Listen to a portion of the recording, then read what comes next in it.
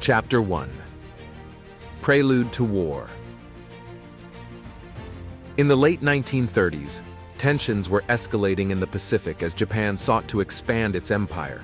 The United States and its allies, including the Philippines, were growing increasingly concerned about Japanese aggression.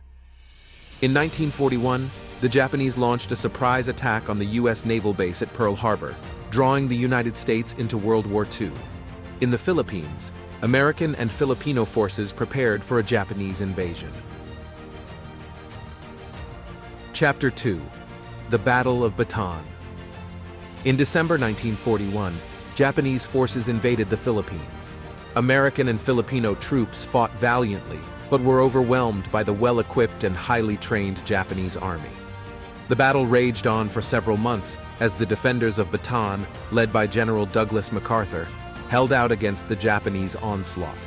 Food and supplies dwindled, and the situation grew increasingly desperate.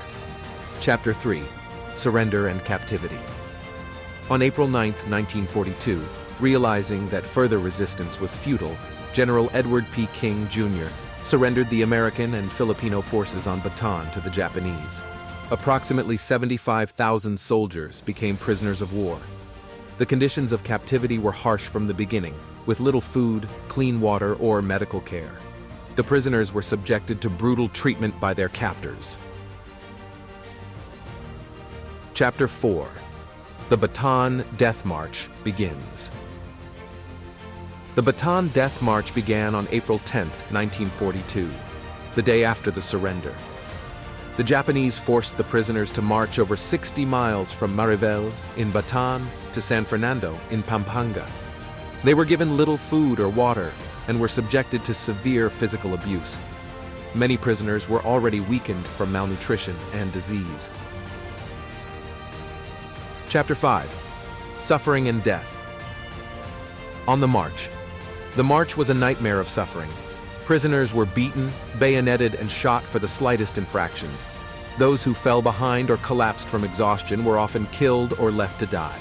Many died from dehydration, dysentery, or sheer exhaustion during the grueling journey. Chapter 6. Arrival at Camp O'Donnell. After days of marching, the survivors reached Camp O'Donnell, a former Philippine Army training center turned into a makeshift prisoner of war camp. The conditions at the camp were deplorable, with overcrowding, disease, and a lack of basic necessities.